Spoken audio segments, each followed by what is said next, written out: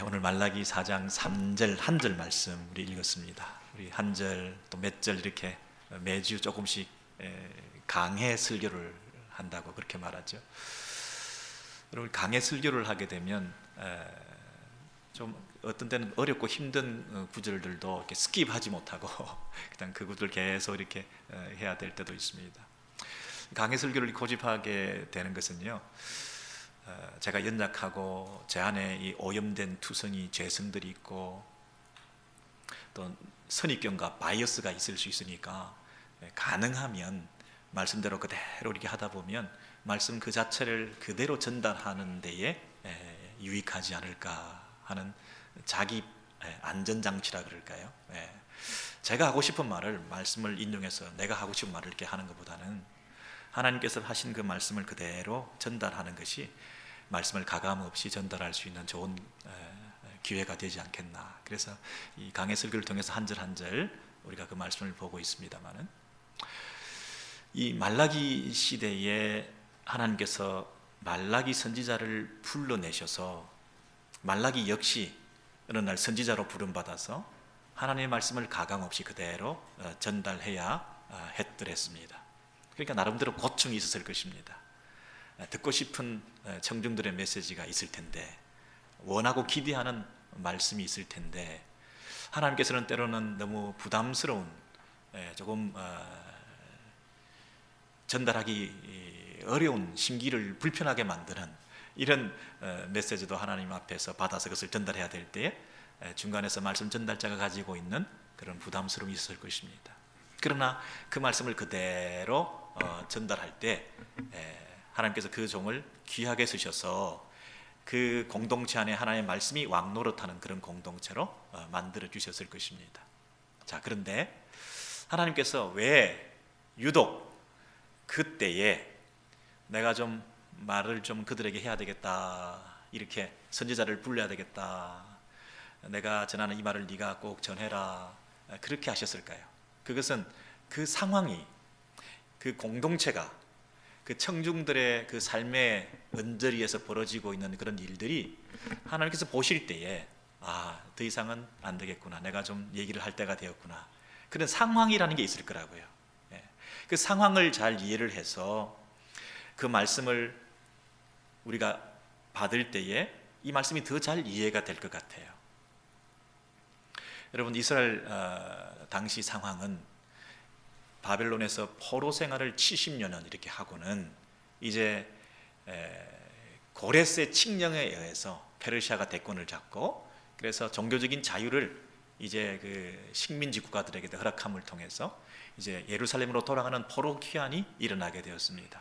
그래서 예루살렘에 이스라엘 백성들이 돌아오게 되었습니다. 그런데 한 70년 이상 이민 생활을 한 거죠. 포로 생활을 하면서 그곳에서 자리를 잡고 살다 보니까 어느덧 그곳이 정착하게 되었습니다.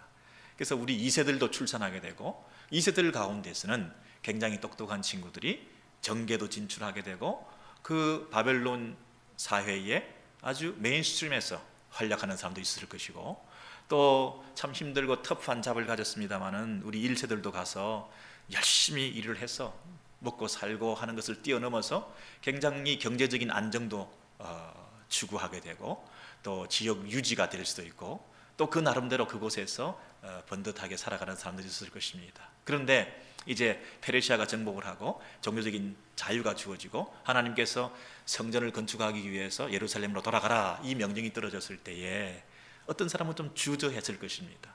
아니, 이제 간신히 살만한데 이렇게 정착해 놓은 곳에서 이걸 버리고 또 가야 된단 말인가 했을 때, 적어도 하나님 앞에 좀 신앙이 깨어 있는 사람이 이것을 버리고 가감히 하나님의 명령에 순종해서 1차로 내가 돌아가야 되겠다, 역시 우리가 돌아갈 곳은 예루살렘이야.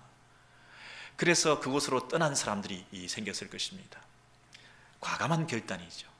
많은 기득권을 포기했겠죠. 그나마 쌓아 올린 것을 버리고 떠났겠죠. 여러 가지 어려운 가운데서도 떠나서 이제 예루살렘에 도착해서 성전을 건축했습니다. 얼마나 어려운 일이 많았습니까? 방해들이 많았습니다. 우리를 기다리고 있었던 것이 아니라 그 미리 살고 있는 원주민들이랄까, 또 지역에 있는 다른 나라들이 경계를 했습니다. 그래서 저희들이 와서 또 뭘 하나, 그래서 방해를 많이 놓았습니다. 그런데도 불구하고 성전 건축을 완성했습니다. 이럭저럭 100년이 지났습니다. 그래서 100여년이 지난 다음에 지금 주전 5세기 상태의 이스라엘 백성들의 그 영적 실상과 현주소가 어떠했길래 이 주전 5세기 하나님께서 선지자 말라기를 보내서 이 말씀을 주시고 계시는 것일까?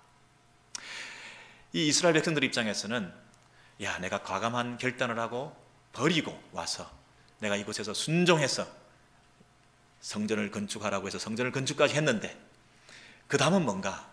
이제 한 100년을 살다 보니까 이제 내가 살아왔던 그 삶이 과연 잘했던 순종이었을까? 결단이었을까? 내 삶의 후회는 없는가? 이런 생각이 고개를 들기 시작했습니다. 그도 그럴 것이 솔로몬 성전을 이전에 추억할 때에 지금 지은 이 성전이 이전 성전의 영광보다 더 큰 영광을 주리라, 이런 약속도 받았거든요. 그래서 이제나 저제나 그 솔로몬의 그 영광스러운 정치적인 세상을 향한 대단한 권세를 가질 뿐 아니라 열국으로부터 공물을 받고 하는 그런 패권을 가진 나라가 될 뿐 아니라 경제적으로 부유한 그런 나라가 될 것이라는 기대를 가지고 이 솔로몬의 영광이 재현될 것을 기대하는 그런 차제에 왕은 고사하고 총독이라고 있는데 이 총독은 여전히 페르시아의 이 속국으로 사는 이스라엘의 이 영적 정치적 상태 때문에 제대로 발언권도 행사하지 못하고 이 눈치 저 눈치 보고 살아가는 이런 한 변방에 보잘것없는 이름 없는 이 이스라엘로 전락하고 마는 이 모습 가운데서 우리가 100년을 지났는데 하나님의 약속은 어떻게 된 것이며 성전까지 지었는데 솔로몬의 영광의 재현은 언제 있단 말인가? 이런 의구심과 회의가 찾아오면서 내가 잘못한 거 아닌가? 그때 결정을 내가 좀 신중하게 했었어야 되는데 하는 그런 생각이 꼬리를 물게 되었습니다. 그래서 처음에는 의심했습니다. 하나님이 우리를 사랑하십니까? 말라기 1장입니다. 하나님이 우리를 사랑하십니까? 내가 너를 사랑한다. 언제 우리를 사랑하셨습니까? 이런 의심스러운 마음이 들기 시작하다가 2장 3장으로 넘어가면서 그 마음이 점점 완고해졌습니다. 강팍해졌습니다. 진짜 사랑했습니까? 언제요? 나중에 우리 지난번에 살펴본 데에 의하면 하나님을 대적했다 이렇게 나옵니다. 이러려면 내가 안 왔지. 약속을 지키셔야지. 이게 뭡니까 도대체? 이제는 그 마음이 강팍해져서 하나님을 향해서 대적하면서 하나님 없다. 공의의 하나님 없다. 세상 천지에 이런 하나님이 세상에 어디 있냐? 이런 볼멘 소리를 하기 시작한 그 이스라엘의 현재 영적 상태입니다. 왕은 없다. 왜 왕을 안 주냐? 정치적인 독립을 이루고 경제적인 풍요를 이루는 그 솔로몬의 시대의 영광을 재현하는 우리의 꿈은 산산조각 깨지고 물거품이 되었다. 도대체 뭐야 이거? 하는 그런 마음이 가득 팽배한 그 가운데 하나님께서 말라기 선지자를 보내어서 말씀하십니다. 제사 제대로 드리고 있니? 아니, 왕 제도에 대해서 우리는 관심이 있는데 하나님은 제사장 제도에 대해서 지금 얘기를 하는 것입니다. 우리는 경제적인 풍요에 대해서 정치적인 독립에 대해서 지금 얘기를 하는데 하나님께서는 영적인 제사와 헌물과 11조에 대해서 언급하고 계시는 것입니다. 아니, 우리가 제사 안 드렸다고요? 우리가 헌물 안 드렸다고요? 우리 다 했어요. 지으라는 성전도 힘들게 지었어요. 그 성전에서 꼬박꼬박 절기 지켰어요. 헌물 드렸어요. 11조 드렸어요. 절기 지켰어요. 다 했어요. 한다고 했는데 또 이러니까 더 상처가 되네요. 여러분, 우리가 나름대로 한다고 하고 있는데 누가 찾아와서 그러면 안 된다.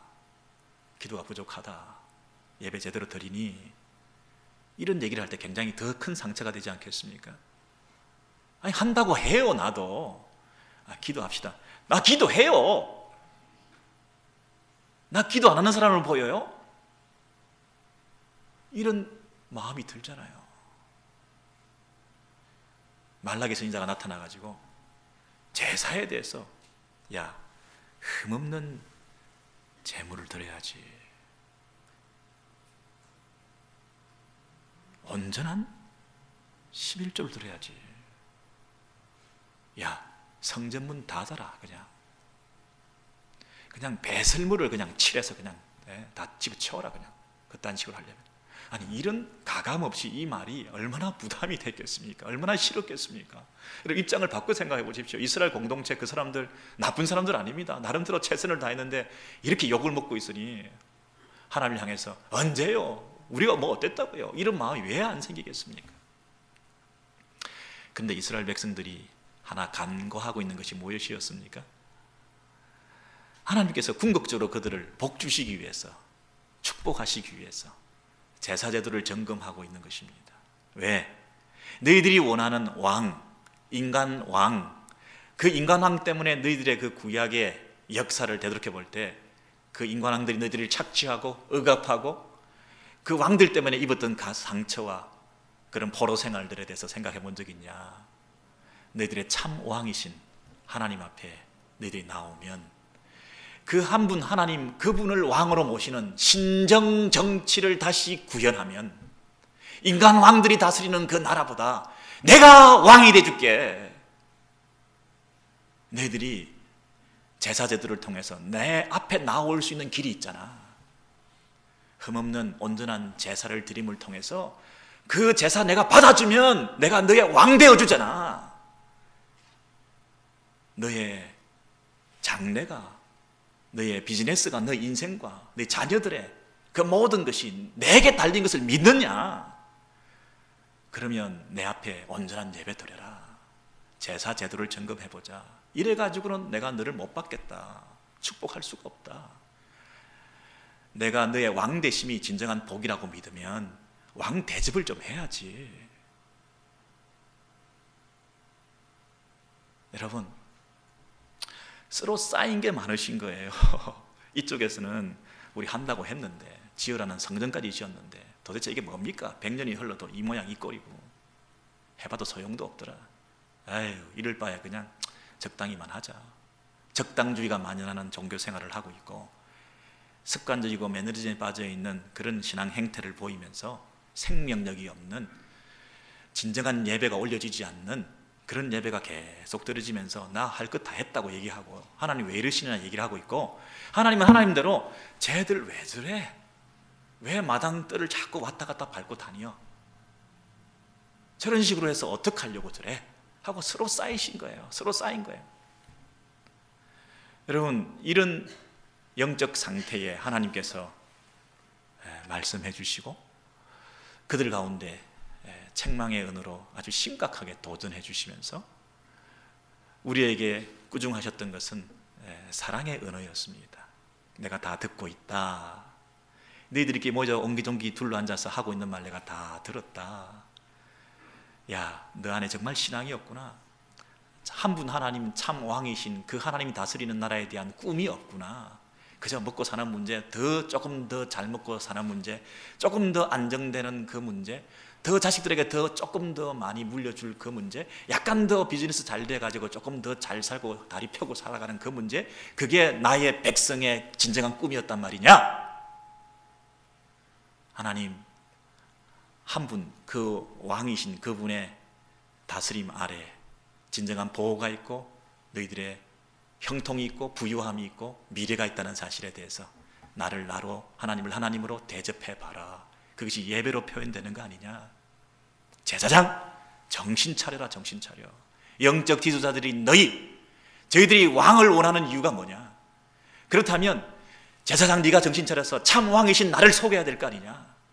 참 왕이신 하나님 앞에 온전한 예배를 드리도록 해서 참 왕이신 하나님이 받으시는 예배를 드릴 때에 이 공동체 안에 은혜가 넘치는 것 아니냐? 그 역할을 그거 하라고 너 세워놨는데 네가 먹고 사는 문제로 적당히 받아 먹으면서 네 생계나 유지하고 있는 이런 싹군이 되었으니 이 못난 것들아, 제사장들아, 정신 차려라. 정신 차려.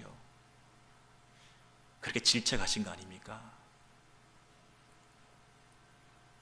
여러분, 이 이스라엘 공동체 안에 첫 번째 문제는 뭐였습니까? 예배를 계속 드리는데 하나님과 계속 멀어지고 있다는 것입니다. 제사를 계속 드리고 있는데 하나님은 그 제사를 받지 않으셨다는 것입니다. 그 예배의 진정성과 그 예배 속에 담겨 있는 하나님을 향한 한 분, 그분만을 의지하는 믿음이 없이 드려지는 그 예배가 반복될수록 하나님은 더 역겨워하고 계신다는 것. 이것이 이스라엘의 현재 문제였습니다. 두 번째는 이스라엘 백성들이 그런 식으로 계속 예배를 드리고 하나님 앞에 관계가 어그러지다 보니까 하나님으로부터 진정으로 받는 게 없으니까 흘러내리는 게 없었죠. 그래서 이웃과의 관계도 흐트러지기 시작했습니다. 이웃을 사랑의 대상이 아니라 착취의 대상으로, 이웃을 용서의 대상이 아니라 억압의 대상으로, 이웃을 품어주지 않고 이웃을 학대하는 그런 모습으로 공동체 안에 하나님의 공의와 하나님의 사랑과 인애와 자비가 넘치는 그런 천국의 모습으로 구현해 가는 것이, 하나님께서 이들을 택하시고 부르셔서 성전을 세우게 하셔서 성전에서 참된 예배가 드려짐을 통하여 그 성전의 예배의 대상이신 하나님으로부터 그 예배가 연락됨을 통해서 하나님께서 부어주시는 복을 받아 그 복이 흘러 넘치게 만들어 그 공동체가 진정한 아름다운 하나님의 꿈의 공동체가 될 수 있도록 그렇게 이루시고자 하시는 하나님의 그 디자인된 그림이 흐트러져 가지고 공동체 안에 서로 억압과 착취의 대상으로, 미움과 증오의 대상으로, 자기의 이익의 재료로 쓰고 있는 이런 모습들이 이스라엘 공동체 안에 있었다는 것입니다. 그것이 여러분 지난번에 봤던 대로 말라기 3장 5절에 있는 말씀이었습니다. 두 번째 이스라엘의 문제, 3장 5절의 말씀을 보시면요, 내가 심판하러 너희에게 임할 것이라. 하나님의 심판이 불가피하다. 이 백성 이대로 놔둬서는 안 되겠다. 나 심판한다. 말라기 선지자야 가서 전해라. 그들의 현재 이웃과의 관계의 모습이 이 모양 이 꼴이다. 서로 술수하고 있다. 속이고 있다. 서로 간음하고 있다. 서로 거짓 맹세하고 있다. 재판하는 데 있어서 거짓 증언을 하고 있다. 그들이 품꾼의 삭세에 대해서 억울케 한다. 착취하고 있다. 가부와 고아를 기득권을 가지지 못하고 사회에서 소외된 그들을 오히려 더 압제하고 있다. 강자는 더 강해지고 약자는 더 약해지고, 부한 자는 더 부해지고 빈자는 더 빈해지고, 약한 사람한테는 강하고 강한 사람한테는 비굴하고 하는 이런 모양새가 되는 그 공동체, 공평과 정의가 하수처럼 흐르기는커녕 하나님께서 심각하게 존재의 의미가 없을 것 같아. 그 이스라엘 공동체, 내가 원하는 그 그림이 아니다. 심판하고 말겠다. 흩어버리고 말겠다. 필요 없다. 제사를 더 드리지 마라. 성전문을 닫고 말겠다. 교회로 더 모이지 마라. 회집하지 마라. 그 공동체 안에 아무런 하나님의 뜻이 구현되지 않는다.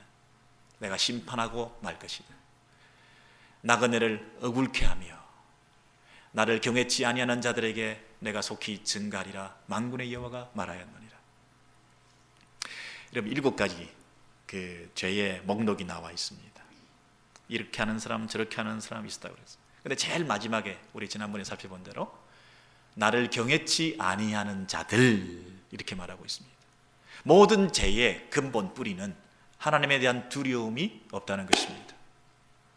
하나님에 대한 경외심이 없을 때 예배도 제사도 적당히 함부로 드릴 뿐 아니라 이웃과의 관계도 적당히 함부로 대충 심하게 이렇게 하게 된다는 것입니다. 하나님을 잘 섬기는 사람은 하나님의 백성들에 대해서 어떤 태도를 취할 것인가. 여러분, 이렇게 하나님을 경외치 않는, 이런 하나님에 대해서 두려움이 없는 그 인생들이 가지고 있는 모습들이, 첫 번째는 하나님 앞에서 점점 멀어져 가고 있고 이웃들과의 관계 속에서 점점 거리가 멀어져 가고 있는 이런 모양으로 드러나게 되었다는 것입니다. 하나님께서 이 백성들, 이 교회는 존재할 필요가 없다 이렇게 말씀하시는 것입니다. 여러분, 우리가 이쯤에서 한번 자신의 삶을 돌아보시면 어떻습니까? 내가 후회 없는 선택을 했던가? 내 이민생활은 10년, 20년, 30년 이렇게 세월이 흘러가고 있는데 내가 그때 과감하게 접고 이렇게 오게 된 것이 참 잘한 결정이었던가? 바벨론의 포로 생활을 청산하고 하나님의 명령에 순종해서 하나님 뜻이라고 믿고 예루살렘에 가서 그 어려운 성전 건축을 완성해서 100년이 흘렀는데 현재 내 모습은 솔로몬의 영광의 재현은커녕 왕도 없는 조그만한 나라에서 영향력도 없이 이렇게 가난하게 힘들게 살아가고 있는 이런 상태에서 내가 좋은 선택을 했던가 하는 의문이 들고, 이렇게까지 나를 내버려둔 하나님에 대해서 원망스럽고 불평하면서 하나님 그러실 수가 없습니다, 하나님은 하나님도 아니네요, 하나님은 없든지 있다고 하면 불의한 하나님이든지 둘 중에 하나네요. 그렇게 말하고 있는 이스라엘 백성들처럼 지금 저와 여러분이 뭔가 이거 아니다, 이건 아니다, 하나님과의 관계도 점점 멀어지고 있고 백성들 간에, 이웃 간에, 가족들 간의 관계도 점점 멀어지면서 도대체 이렇게 살아가는 것이 무슨 의미가 있을까? 내가 잘한 선택을 한 건가? 여러분, 직장을 선택한 것, 배우자를 선택한 것, 교회를 선택한 것, 심지어 기독교를 선택한 것, 여러분, 이 모든 것이 잘한 결정일까요? 후회 없으신가요? 그럼 이스라엘 백성들은 왜 그것이 후회스럽다고 말을 했나요? 잘했다 잘못했다 하는 그 기준이 뭐였나요? 하나님께서는 네가 너희들의 그 마음속에 있는 소원을 이루는데 나를 이용하지 말고 내 자체, 하나님 자체가 목적이 되는 그런 인생이 되기를 원한다. 네가 볼 때 지금 이것도 필요하고 저것도 필요하고 이것도 이루어야 되고 저것도 이루어야 되고 그것이 이루어졌느냐 안 이루어졌느냐에 따라서 내가 잘한 결정이고 내가 하나님 잘 믿은 결정이고 하는 것이 아니라 하나님 그분 앞에 온전한 예배 한번 잘 드리는 것, 그 자체가 목적이 되는 삶을 살고 있냐? 한 분 하나님 그분이 네 왕이냐? 다른 것들이 분봉왕들이 얼마나 많냐? 네 마음속에 왕노릇하고 있는 것들이 얼마나 많냐? 네 마음속에 왕노릇하는 것들의 그 왕의 통치를, 그 왕들의 통치를 받으면서 네가 동분서주 뛰어다니면서 가장 중요한 하나님을 향한 그 예배에 집중하지 못하고 예배 자리에 주일에 왔으면서도 다른 일에 바쁜 하나님을 하나님으로 대접하지 않는 그 너희들의 태도 가운데서 진정한 회복과 성공과 참된 자유와 만족이 있는 삶을 살 것이라고 생각하지 마라. 다시 한번 점검하고 돌아보자. 내가 실패한 것 같다, 후회스러운 선택을 했다, 이렇게 말하기 전에 너와 나 사이의 관계를 한 번 더 점검해보자. 그렇게 지금 말씀하시는 거 아니겠습니까? 그래서 이스라엘 백성들은 너무나 왜곡되고 변질되고 너무 멀리 왔기 때문에 너무 멀리 온 거예요, 여러분. 자기도 모르게 이 밧줄이 풀려진 그 나룻배가 바다의 망망대해에 조금씩 밀려가다가 저만치 간 거예요. 세상을 닮아간 거예요. 세상 사람처럼 된 거예요. 하나님을 향한 희미한 신앙도 이제는 다 흐려지고 만 것이에요. 이런 가운데서 하나님께서 선지자를 보내서 너희들은 심판이다, 이렇게 책망의 말씀을 주신 거죠. 그래서 그 백성들 가운데 그래도 경건한 소수 남은 자, 그래도 몇 사람에게는 하나님께서 은혜의 약속을 주시고 축복의 약속을 주시고, 그래도 너는 내 새끼구나, 그래도 너는 내 아들이구나, 그래도 너는 내 백성이구나, 소수의 남은 자들, 그들을 향해서 하나님께서 마음을 여시고 기뻐하셨지만 그 외에 대다수의 공동체 안에 속해 있던 그 불신앙의 말들을 쏟아내었던, 후회합니다, 이거 잘못 왔습니다, 이거 하나님 그러실 수가 없습니다, 그런 대적하는 태도를 보였던 사람들에게 심판의 메시지를 주셨던 것 우리가 기억합니다. 그것이 4장 1절에서 3절까지의 말씀인데 그 내용이 바로 이 말씀입니다. 만군의 여호와가 이르노라, 보라 극렬한 풀무불 같은 날이 용광로 속에서 부어지는 그 불의 엄청난 뜨거움이 임하는 것과 같은 심판이 있을 것인데 거만한 자와 악을 행하는 자는 다 촉에 같을 것이라. 지푸라기와 같이 다 불에 데어서 타버릴 것이다. 근데 그 타버리는 것이 어디까지 타느냐 하면 뿌리까지도, 뿌리와 가지도 남기지 아니하고 다 타버릴 것이다. 이것은 소망이 없다는 것이죠. 자, 오늘 3절 말씀 같이 읽습니다. 시작. 또 너희가 악인을 밟을 것이니 그들이 나의 정한 날에 너희 발바닥 밑에 재와 같으리라. 만군의 여호와의 말이니라. 여러분, 너희가 악인을 밟을 것이라. 이게 누굽니까? 경건한 소수. 하나님 앞에 믿음을 지키고 그래도 하나님은 하나님이십니다 고백했던 그들에게 하나님께서 결국에는 너희가 승리할 거다. 지금은 악인과 의인이 누군지 혼동스럽지, 지금은 알곡과 가라지가 어느 것이 참인지 잘 모르겠지만 추수 때에 그것이 분명히 나누어질 것이고, 악인과 의인의 그 구분이 분명히 있는데 너희 의인들은 그 악인들을 분명히 밟고 승리하게 될 것이다. 누가 밟습니까? 너희가 밟는다고 얘기했습니다. 그런데 그 악인들이 너희 발바닥 밑에 재와 같아 그랬죠. 이런 발바닥 밑에 재와 같다니 굉장히 풍류적이고 비유적인 표현인데, 재라고 하는 것은 타버렸습니다. 더 이상 기능하지 못한다는 것입니다. 더 이상 영향력이 없다, 이런 뜻입니다. 발바닥에 재와 같으니라. 이제 아무런 힘을 발휘하지 못하게 된다. 그동안은 굉장히 힘이 대단했습니다. 그런데 재와 같다, 이 말은 형상은 그대로 남아있을지 모르지만 그 속에 능력이라고는 없는, 재로 그 모양은 그대로 있을지 모르지만 아무런 어떤 힘이 없는 그런 상태. 우리 발바닥 밑에 재와 같을 것이라. 이 승리를 말합니다. 그리고 그 악의 세력이 완전히 진멸될 것에 대해서 말합니다. 이런 뿌리와 이 재, 뿌리까지 타버린다, 재처럼 되었다, 이 말은 이중적으로 이 악이 완전히 섬멸될 것이다, 그 얘기를 하는 거잖아요. 여러분, 여기서 우리가 조금 더 생각해 봐야 될 본문이 말라기서 다음에 미가서 7장을 한번 보시면요, 미가서 7장 8절에서 19절의 내용에 이런 내용이 나옵니다. 여호와께서 나의 빛이 되실 것이미로다. 빛입니다. 그분이 나의 빛이 되신다. 그리고 그분이 우리를 빛 가운데로 이르게 하신다. 내가 그의 의를 보리로다. 여러분, 빛이 비추어지면 그것이 의와 연결되어집니다. 공의가 세워지는 것, 이것이 빛이 비추어지는 것.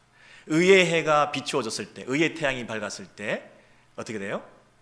그 의가 전달되어서 우리들에게 그 의로움이 드러나게 되고 의롭게 된다, 이렇게 말씀하지 않았습니까? 그래서 빛이 온다, 이 말은 우리를 의롭게 한다는 말과 관계되는데요.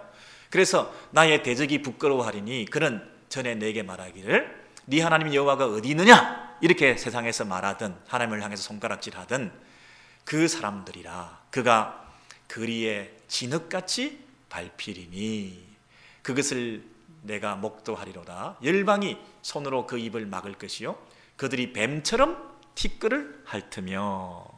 여러분, 뱀처럼 티끌을 핥으며 주는 다시 우리를 긍휼히 여기시어서 우리의 죄악을 발로 밟으시고. 아까 우리가 살펴보았던 그 말라기서 본문이 그대로 이렇게 연결되면서 미가서에서 누가 지금 죄악을 발로 밟는다고 되어 있습니까? 주께서 우리의 죄악을 발로 밟으시고 그랬죠. 아까는 누가 발바닥 밑에 죄를 밟는다 그랬죠? 너희가, 우리 어려운 사람들이 그랬죠. 그러니까 주께서 밟으시고 승리하신 것에 우리가 함께 참여해서 우리도 그 승리를 누릴 수 있다, 그렇게 말씀하시는 거죠. 그런데 여러분, 뱀처럼 티끌을 핥으며, 이 성경 구절을 읽을 때 우리가 어디가 기억납니까? 기억나셔야 됩니다. 창세기에 뱀이 저주를 받을 때 뱀이 종신토록 배로 다니며 흙을 먹으리라 그랬죠. 그것이 뱀이 당하는 저주입니다. 여러분, 뱀이 저주를 당하고 뱀이 박살이 나는 그 현장을 설명하기 위해서 그들이 흙을 먹으리라, 발바닥에 재처럼 되리라, 그렇게 말하는 거죠.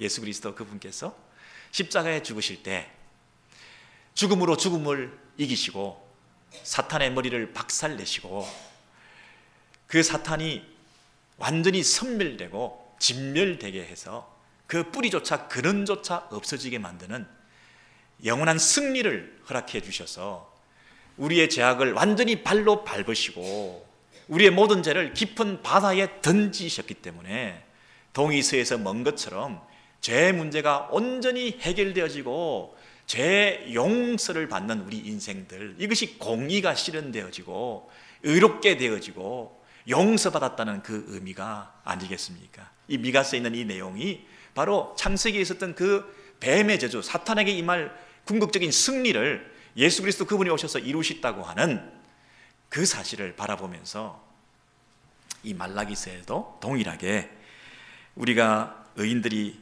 그 죄악들을 발바닥 밑에 재처럼 밟을 것이다, 이렇게 예언해 주신 것이죠. 여러분 한번 잘 생각해 보십시오. 뿌리까지 제거한다, 그리고 재처럼 만들어 버린다, 이것이 구원이다, 이것이 공의가 실현되는 것이다, 이것이 우리의 구원의 완성이다 라고 할 때 하나님께서 생각하실 때는 이 죄가 얼마나 뿌리 깊은가, 이 죄의 영향력이 얼마나 파급 효과가 큰가 하는 것들을 생각하셔서 그 근본적인 죄의 뿌리를 제거하고 그 근본적인 죄의 영향력을 재처럼 만들어 버리는 것이 우리에게 주어진 구원의 선물이고 구원의 완성이라고 하는 의의 실현이라고 하는 그 말씀을 주셨다고 한다면 우리가 늘 뭘 생각해야 되겠습니까? 죄는 뿌리가 참으로 깊은 것이구나 하는 것을 생각하셔야 된다는 것이에요. 죄를 가볍게 생각하시면 안 된다는 거예요. 마치 내가 죄 문제를 다 해결한 것처럼 착각하고 사시면 안 된다는 것이에요. 죄의 영향력 아래서 내가 완전히 늘 벗어나 있는 것처럼 그렇게 우리가 생각하시면 안 된다는 것이에요. 지금 여전히 우리는 그 죄의 영향력 아래에 살고 있고 그 깊은 죄의 그 뿌리 깊은 죄성의 영향을 받고 우리가 살고 있다는 그 사실 때문에 우리가 이 구원의 완성, 이 공의의 실현, 이것이 죄와 피 흘리기까지 싸우는 현재 싸움의 그 구원의 완성을 향해서 가는, 구원을 이루어가는 그 과정이 우리에게 여전히 필요하다는 것을 우리가 기억해야 한다는 것입니다. 여러분 지금 우리가 얼마나 버나, 우리가 얼마나 사람을 모으나, 우리가 얼마나 유명해질까, 우리가 얼마나 하는 이 얼마나 쪽에 참 관심이 많은데 우리가 정말 기억해야 될 것은 뭐냐면 우리의 죄가 얼마나 깊은가,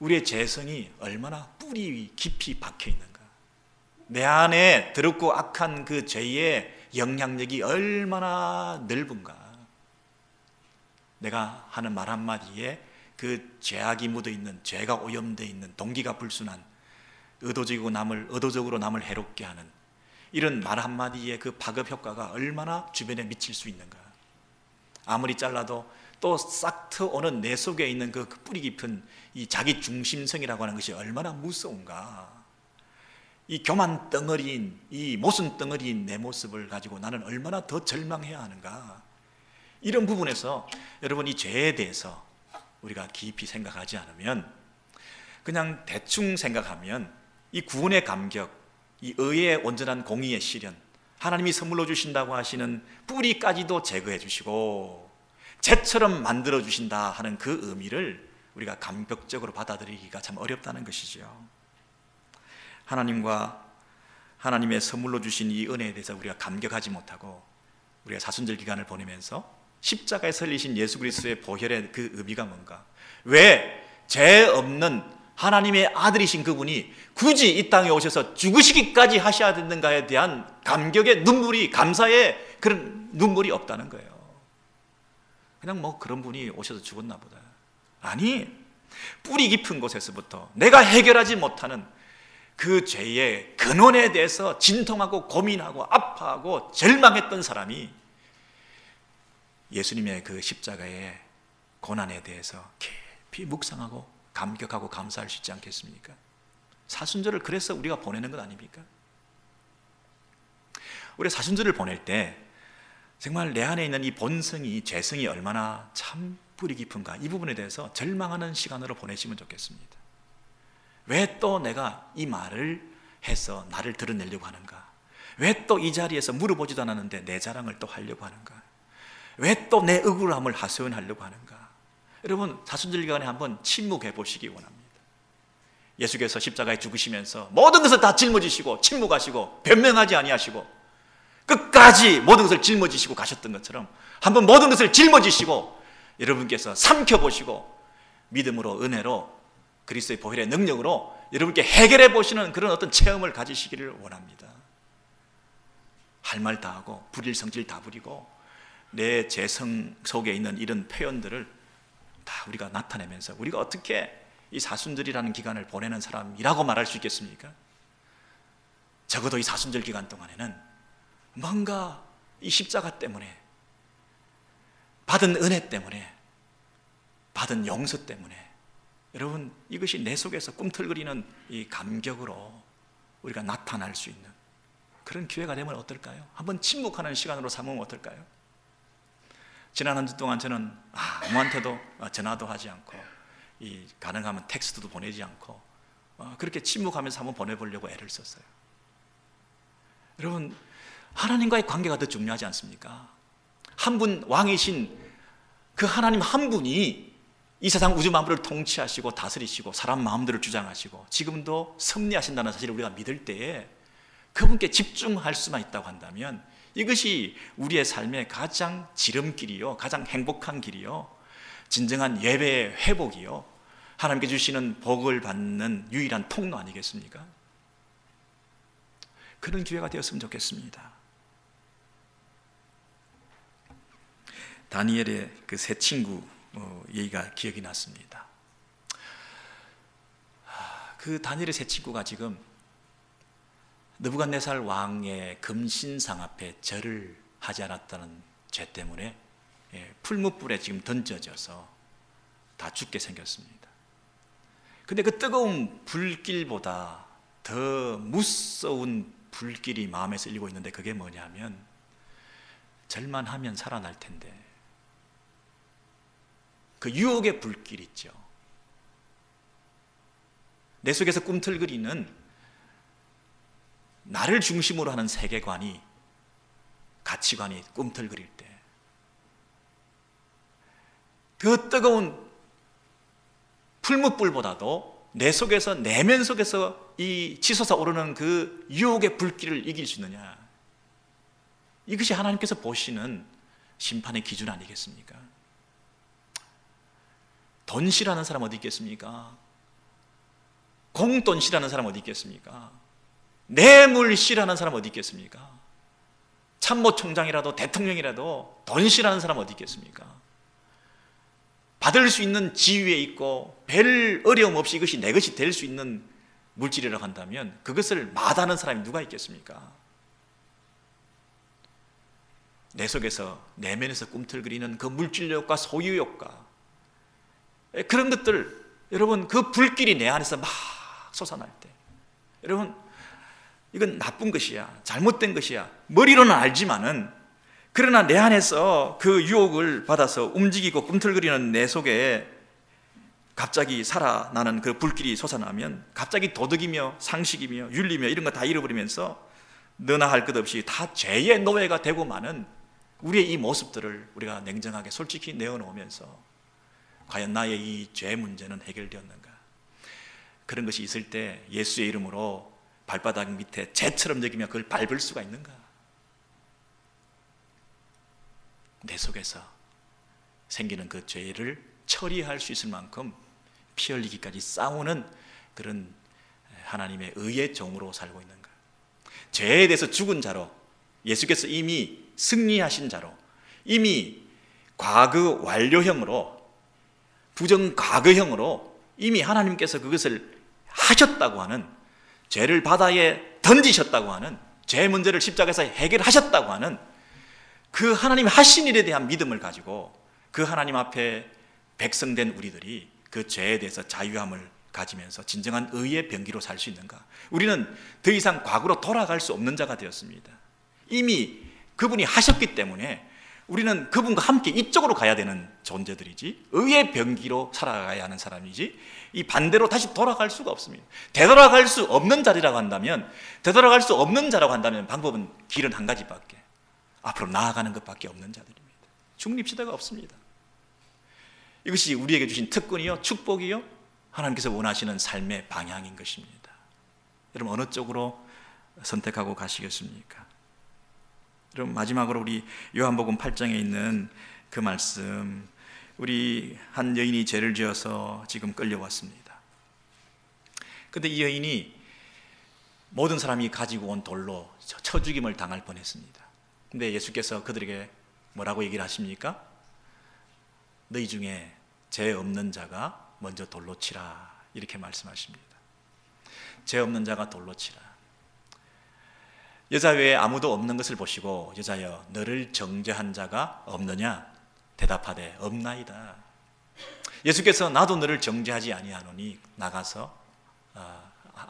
가서 다시는 죄를 범하지 말라, 이렇게 말씀하셨죠. 근데 그 다음에 뭐라고 하셨냐면 나는 세상의 빛이니 그러셨습니다.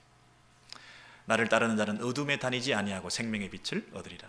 빛으로 오신 분, 의의 해가 비추어져서 하나님의 공의가 실현되어지고 죄가 제거되어지는 빛으로 오신 분이 나타나는 곳에서는 죄가 제거되어지는데, 그 죄가 어디에서 어디까지 제거되어지느냐 하면 피상적으로 죄를 정죄해서 저 사람 죄인이야, 공동체 안에서 저 죄인을 핀셋으로 집어내서 제거해냄을 통해서 죄가 제거되는 게 아니라 너희 속에 있는 죄를 발견해라, 이렇게 말하는 거죠.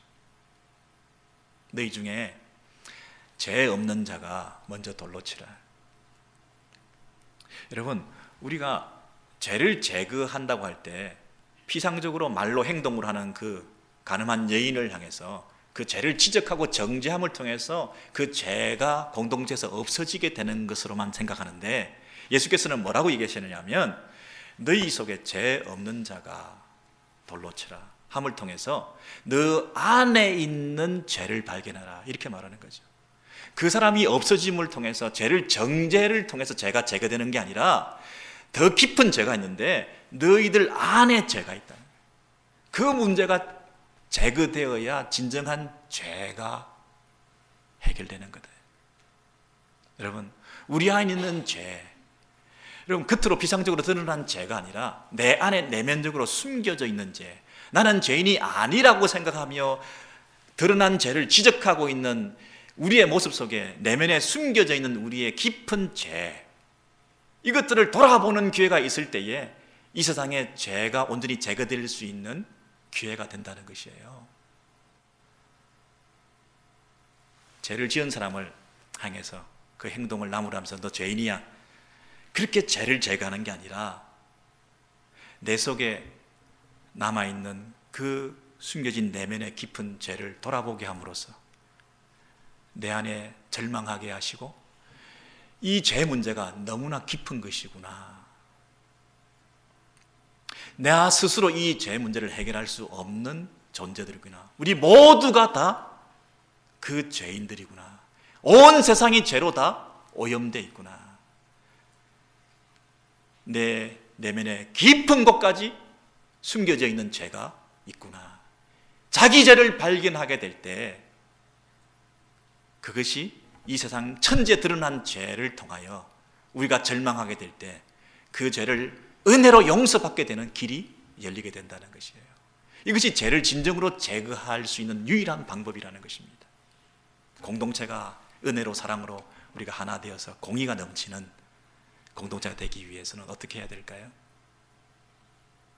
하나님과 함께 우리가 제사를 계속 드리면서 하나님과 계속 멀어지고 있고, 예배를 계속 드리고 공동체로 모이고 밥을 같이 먹고 하면서도 공동체 안의 식구들은 점점 멀어지고 관계들은 깨어지고 있는 이 문제가 어떻게 해결될 수 있을까요? 한 분 하나님 참왕이신 그분을 향한 진정한 예배가 회복되어질 뿐 아니라 이제 하나님으로부터 받은 용서, 우리 내면의 깊은 곳에서 감춰져 있던 그 죄악들이 다 노출되어지고 그것이 절망적으로 하나님의 은혜를 구할 수밖에 없는 상태에 우리가 하나님의 은혜를 덧입는, 의의 해를 통하여 공의를 덧입는, 용서받고 해결되는 하나님의 그 은총이 우리에게 머물러 해가 온 사방의 모든 인생 가운데, 온 열방 가운데 비추어지지 않은 곳이 없는 것처럼, 해가 그 햇빛이 우리의 몸 구석구석 깊은 곳까지 비춰지지 않는 곳이 없는 것처럼, 그 해에 따스한 온기가 스며들지 않는 것이 없는 것처럼, 그 해의 영향력이 몰아내지 않는 곳이 없는 것처럼, 제2의 그 영향력과 제2의 깊이와 뿌리와 그 넓이를 뛰어넘는 의의 해에 비추어짐을 통하여 우리의 관계들을 회복하고 감추어 있고 숨어 있는 내 내면의 모든 것들을 드러내면서 남을 정죄하는 것이 아니라 내 죄를 자복하는 용서받는 하나님의 백성들이 되어짐을 통해서 우리 모두가 서로를 바라보며 정죄하지 않고 서로를 나보다 더 낮게 여기면서 모두 하나님 앞에 은혜 받은 자들로서 우리가 함께 손을 잡고 서게 될 때에 이 공동체에 하나님의 의만이, 하나님의 공의만이 구현되어지고, 이제 이 은혜를 받은 사람들이 이제는 가서 다시는 죄를 짓지 마라, 공의로운 삶을 통해서 하나님의 구원을 완성해가는 이 구원의 공동체를 유일하게 비로소 이루어내게 되어서 하나님이 칭찬받고 하나님께 영광 돌려드리는 우리 신앙 공동체, 우리 오렌지교회 될 줄로 믿습니다.